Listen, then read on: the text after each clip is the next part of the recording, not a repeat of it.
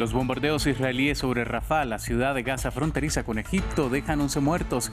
Pese a la negativa de la comunidad internacional, Israel prepara una incursión terrestre allí, mientras que en otro de los frentes de la guerra, en el Líbano, se vivió una de las jornadas más mortíferas con 16 víctimas. Autoridades de Maryland identificaron a trabajadores centroamericanos y mexicanos entre las víctimas mortales del colapso del puente de Baltimore. Los rescatistas recuperaron 2 de los 6 cuerpos e investigan lo ocurrido con el barco de carga que chocó contra el puente la madrugada del martes. Se cumplen 2 años desde que el presidente de El Salvador, Nayib Bukele, puso en marcha el régimen de excepción en respuesta a una masacre que estremeció al país centroamericano. Desde entonces, es uno de los ejes de su política, consiguiendo reducir la criminalidad, pero cuestionada por acusaciones de violaciones de los derechos humanos. Les doy la bienvenida a esta nueva edición de Noticias aquí en France 24 en español. Les saluda Jorge Hurtado. Iniciamos con noticias de la guerra en Gaza. Israel bombardeó la ciudad de Rafah este miércoles. Uno de los ataques mató a 11 miembros de una misma familia, según el Ministerio de Salud del enclave. Los nuevos ataques ocurren pese a la resolución del Consejo de Seguridad de Naciones Unidas que exige un alto el fuego inmediato entre Israel y Hamás. Y mientras la comunidad internacional rechaza una posible incursión terrestre israelí en esa ciudad. En otro frente de la guerra en el Líbano se vivió una de las jornadas más violentas desde el inicio de los intercambios de fuego entre las fuerzas israelíes y Hezbollah. Nuestra corresponsal en Beirut nos ampliaba previamente. El Líbano ha vivido hoy la jornada más mortífera desde que comenzaron los enfrentamientos fronterizos entre Hezbollah y Israel el 8 de octubre. Al menos 16 personas han muerto en bombardeos israelíes en el sur del Líbano. En las últimas horas, drones israelíes han atacado una vivienda en la localidad de Tel Jafar, donde han muerto 2 milicianos de Hezbollah, pero también otro misil ha impactado en una ambulancia donde han muerto 3 miembros de una organización islámica que acudían a las labores de rescate. Poco después, otro misil israelí lanzado desde un dron ha atacado un café en la ciudad de Naqoura, donde han muerto 2 miembros del movimiento Amal, que es la otra milicia chilibanesa aliada de Hezbollah.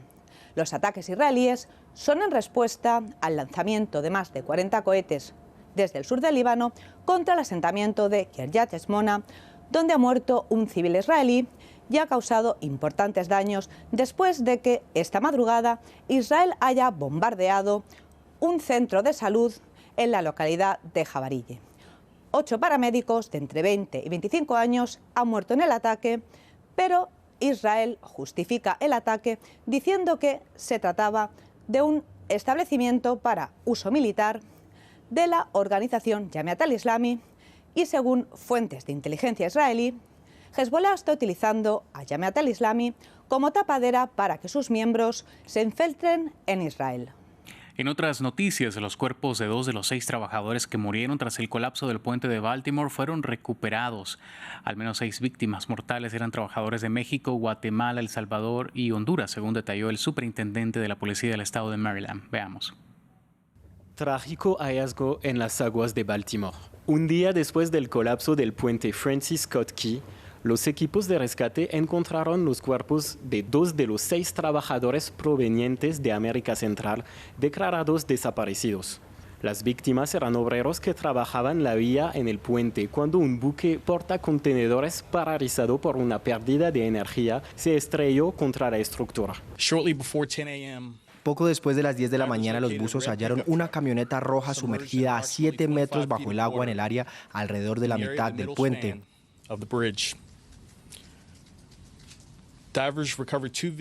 Los buzos recuperaron 2 víctimas de esta tragedia atrapadas en el vehículo. Fueron identificadas como Alejandro Fernández Fuentes, de 35 años, de Baltimore, y Dorlin Castillo, de 26 años. Sus familiares fueron notificados en persona.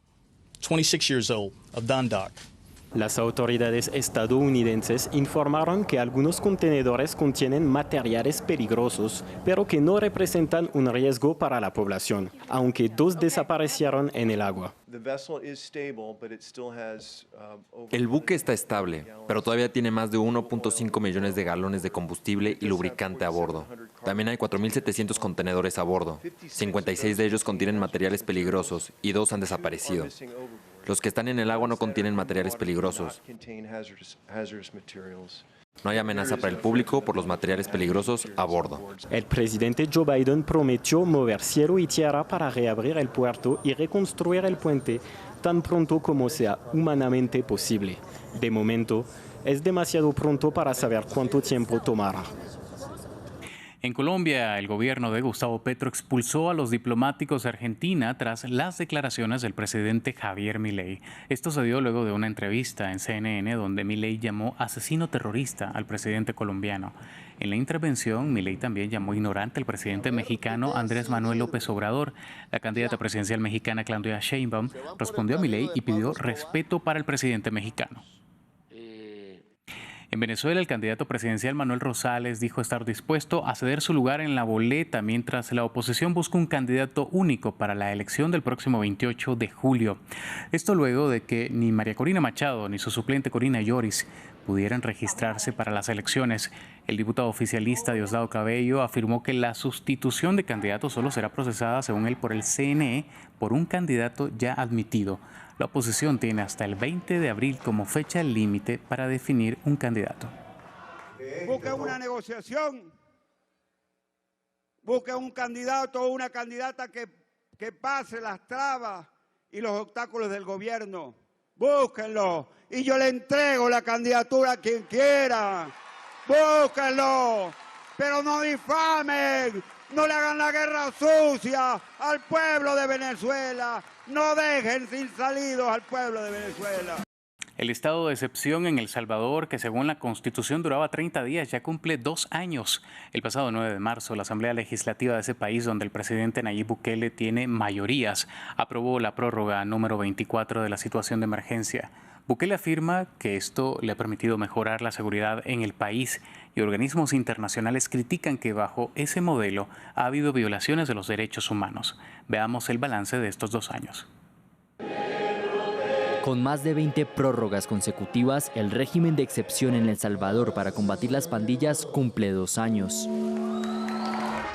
Tiempo que le ha permitido al reelecto presidente Nayib Bukele consolidar su poder a través de su famosa política carcelaria y de seguridad.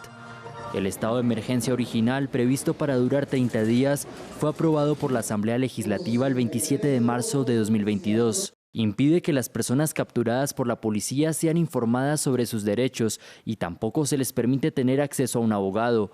Además, el tiempo que una persona puede ser detenida sin cargos judiciales se amplió a 15 días. El régimen de excepción logró una drástica caída en la tasa de homicidios. El Salvador pasó de ser uno de los países más violentos del mundo, con 103 homicidios por cada 100.000 habitantes en 2015, al más seguro de América Latina, con 2,3 asesinatos por cada 100.000 habitantes en 2023, según datos oficiales. No obstante, las cifras ya venían en descenso previo a la llegada de Bukele al poder en 2019.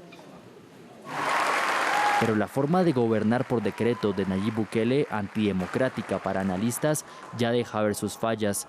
El Ministerio de Justicia salvadoreño reconoció que ha liberado alrededor de 7.000 personas por falta de pruebas contundentes. Pasaron meses sin un juicio y sus detenciones en muchos casos fueron arbitrarias, según la Organización de Derechos Humanos Cristosal, ONG centroamericana que también ha denunciado tortura y violencia dentro de las cárceles. Durante el primer año de emergencia, Cristosal contabilizó 153 muertes en prisión. Ninguna víctima había sido condenada todavía. En 2 años de régimen de excepción, el Estado salvadoreño ha arrestado a más de 78.000 presuntos miembros de pandillas. Los integrantes de un consejo de transición presidencial en Haití, que elegirán a un nuevo primer ministro, emitieron su primera declaración oficial. En ella se comprometieron a restaurar el orden público y democrático en ese país. Haití vive una ola de violencia que tiene como protagonistas a las pandillas criminales, en una crisis que culminó con la renuncia del primer ministro Ariel Henry. Hasta aquí con las noticias. Usted continúe con más de la programación regular de France 24 en español.